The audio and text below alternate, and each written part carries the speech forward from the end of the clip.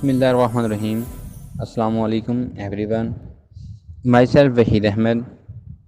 Welcome to the Learner Academy. Today we discuss about interpersonal attraction, that is continued second one.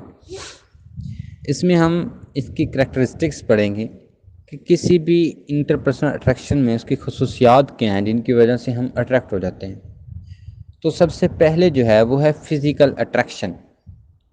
हम किसी की शख्स की तरफ, किसी भी पर्सनैलिटी की तरफ जो हमारी अट्रैक्शन है उसकी सबसे मेन वजह जो है फ़िज़िकल है।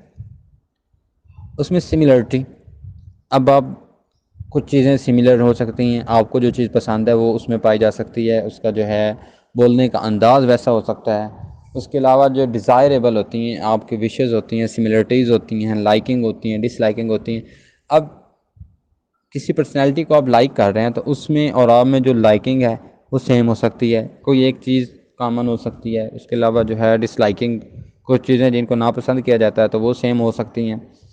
उसके अलावा अट्रैक्शन जो है वो कुछ चीज़ों की तरफ हो सकती है। अब जो सोशल कंपैरिजन थ्योरी, जैसा कि हमने पहले डिस्कस की है कि जहाँ पे हम रहते हैं अपनी एक सोशल पहचान बनाते हैं, तो दो मेंबर्स हैं वो दोनों अपनी एक सोशल पहचान बनाना चाहते हैं, तो उस वजह से भी उनके अंदर जो अट्रैक्शन है वो काफ़ी हद तक हो सकती है। उसके अलावा जो पर्सनैलिटी है किसी भी शख्स की वो एक अहम रोल अदा करती है, क्योंकि पर्सनैलिटी ही हमें अट्रैक्ट करती है। हम किसी बंदे को पहले सुनते नहीं हैं। फ़र्ज़ किया आप ऑन द वे रोड जा रहे हैं, आपको कोई शख्स ऐसा नज़र आता है कि जो आपको पहली नज़र में देखते ही आपको अच्छा लगता है। उसकी वजह क्या है? उसकी पर्सनैलिटी ऐसी है। आपको उसे देख के, हत्ता कि आपने उसका बिहेवियर नहीं देखा, आपने उसके साथ बात नहीं की, आपको उसका एटीट्यूड नहीं पता कि किस अंदाज़ का बंदा, लेकिन आप उसको फिर भी पसंद कर रहे हैं। उसकी वजह क्या है? उसकी पर्सनैलिटी। उसके अलावा ये जो अट्रैक्शन लेवल है ये मुख्तलिफ, अब क्रॉस कल्चरल डिफरेंस पाया जा सकता है। उसके अलावा जो एफिलिएशन है हमारे अंदर, जो अट्रैक्टिवनेस है, ये अल्ट्रिज़म जो है वो काफ़ी हद तक मैटर करता है कि आप एक दूसरे के लिए किस हद तक अपने आप में कुर्बानी देते हैं, एक दूसरे के लिए कितना फ़ायदा कर सकते हैं, दूसरे की कितनी हेल्प कर सकते हैं। बीइंग हेल्पिंग है, मतलब कि हेल्प करवा लें या कर दें, कौन हेल्प कर रहा है, किस हद तक हेल्प कर रहा है, अच्छे किरदार के साथ जो कोहेरेंट करती हैं, अल्ट्रिज़म कहते हैं उसे।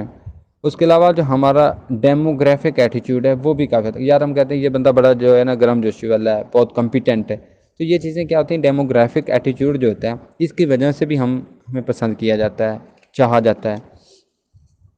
उसके अलावा जो है सोशल प्रॉब्लम्स, सोशल स्किल्स, इनको डेफिसिट्स और लोनलीनेस, ये सब चीज़ें क्या हैं?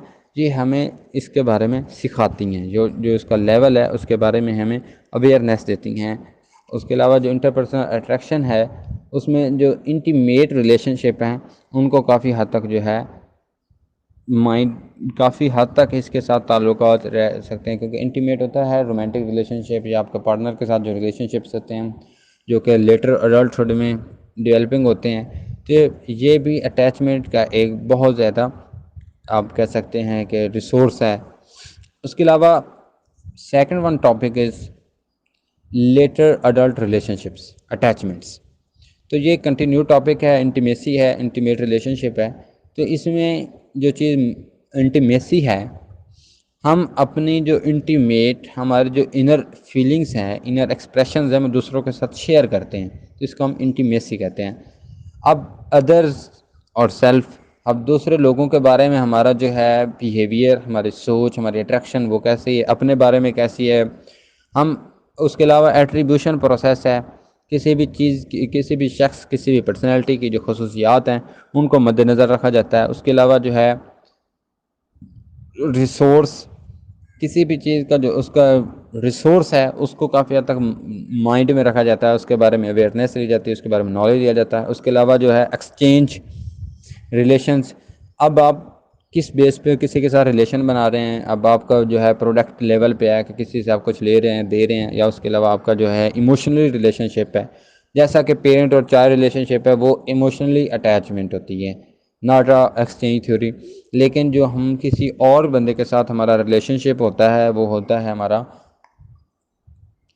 किसी हद तक वो एक्सचेंज हो सकता है, सोशल एक्सचेंज हो सकता है कि हम उनसे किसी गर्ज़ के लिए ताल्लुक़ बना रहे हैं, या किसी प्रोडक्ट की वजह से ताल्लुक़, फ़र्ज़ किया कि आप एक ही फील्ड में काम कर रहे हैं, तो उस फील्ड की वजह से आप आपस में आपका जो डेवलपिंग ताल्लुक़ है वो काफ़ी हद तक बढ़ सकता है। अब जो इंटीमेट रिलेशनशिप है, जो लेटर अडल्टहुड रिलेशनशिप है, ये रोमांटिक रिलेशनशिप होता है, जो कि अडल्ट्स में काफ़ी हद तक उनके अंदर इमोशनली अटैचमेंट हो जाती है। तो ये जो है एक इंटीमेसी अहम किरदार अदा करती है अटैचमेंट में। उसके अलावा हमारा जो लेटर अडल्ट रिलेशनशिप है, उसमें हमारा अटैचमेंट स्टाइल, हमारा कल्चर काफ़ी हद तक वेरिएशन करता है। अब आप फ्रेंडशिप कर सकते हैं, हम किसी कल्चर में इसको अच्छा समझा जाता है, किसी कल्चर में अब जो जेंडर डिफरेंस है वो भी पाया जाता है कि आपका जो अटैचमेंट है, आपका रोमांटिक रिलेशनशिप है, इसको जो जेंडरली और या कि सोशली तौर पे एक्सेप्टेबल है या नहीं है, आप जिस माशरे में रह रहे हैं वहाँ पे उस चीज़ को अच्छा समझा जाता है या मुज़र समझा जाता है। तो ये है इंटीमेसी। हमारी जो हम अपनी इंटीमेसी जो है, इंटीमेट जो है, हमारी अटैचमेंट्स जो है वो दूसरों के साथ शेयर करते हैं। वो अपनी ज़ात के साथ भी हो सकता है, वो दूसरों के साथ भी हो सकता है, उसकी वजह उनके पर्सनैलिटी टाइप्स भी हो सकता है, उसकी वजह उसके एट्रीब्यूशन प्रोसेस भी हो सकता है, उसकी वजह उसके रिसोर्स भी हो सकते हैं जिसकी वजह से वो हुआ है, उसके अलावा एक्सचेंज रिलेशनशिप्स की वजह से भी हो सकता है। उसके अलावा जो पेरेंट्स और चाइल्ड का रिलेशनशिप है, ये इमोशनली अटैचमेंट होती है, और ये अटैचमेंट जो है एक्सचेंजेबल नहीं होती, बल्कि ये सोशल कंपैरिजन होती है, जो कि किसी भी शख्स, किसी भी पर्सनैलिटी की ग्रूमिंग और उसकी लाइफ के बेसिक जो पीरियड है उसके लिए बहुत ज़्यादा ज़रूरी है। उसके अलावा जब अडल्ट्स जो हैं, उनका जो लेटरली जो अटैचमेंट्स होती है, रोमांटिक रिलेशनशिप बन जाता है उनकी एज ग्रूमिंग के साथ साथ, उनके जो अपोजिट जेंडर्स के साथ, अपोजिट सेक्स के साथ। तो ये भी अटैचमेंट का एक उसकी हो सकता है। जो करेक्टरिस्टिक्स हैं वो पर्सनैलिटी हो सकती है, उसका वे ऑफ टॉकिंग, बिहेवियर, उसकी कोई भी इवन दैट कोई भी चीज़, कोई भी इवेंट, कोई भी वाक़या हो सकता है जिसकी वजह से जो अटैचमेंट बन सकती है, इमोशनल अटैचमेंट बन सकती है। उसके अलावा जो अटैचमेंट स्टाइल है और जो कल्चर है, ये काफ़ी हद तक जो है इसमें नुमायाँ है, क्योंकि जो अटैचमेंट स्टाइल है वो भी देखा जाता है, और उसके अलावा जो कल्चरली डिफरेंस है, उसका जो कल्चर टू कल्चर वेरी करता है, ये भी काफ़ी हद तक। ये था हमारा आज का टॉपिक, जिसमें हमने डिस्कस किया इसके जो फिज़िकल अट्रैक्शन की करैक्टरिस्टिक्स हैं, जिनमें हमारी सिमिलरिटीज़ हैं, डिज़ायबिलिटी हैं, पर्सनल अट्रैक्शन है, उसके अलावा बाइसनेस है।